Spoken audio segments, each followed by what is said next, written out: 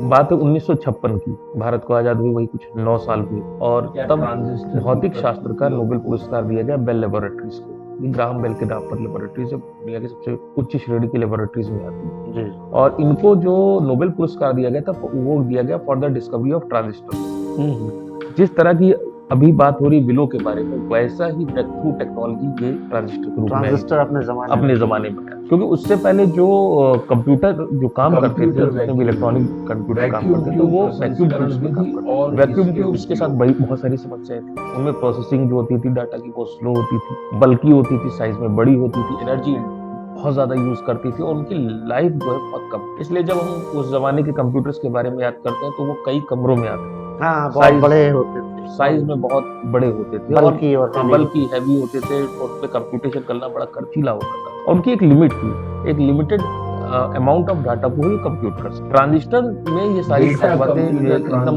ये सारी बातें हट गई और ट्रांजिस्टर ने वही कंप्यूटेशन की स्पीड को काफी बढ़ा दिया। ट्रांजिस्टर हल्के होते हैं, साइज में कॉम्पैक्ट होते हैं, वो कभी भी खराब नहीं होते। आज की तारीख में आपके और मेरे जो मोबाइल फोन है उसमें जो प्रोसेसर और जितने भी सर्किट्स लगे हैं उसमें ट्रांजिस्टर्स का ही यूज होता है।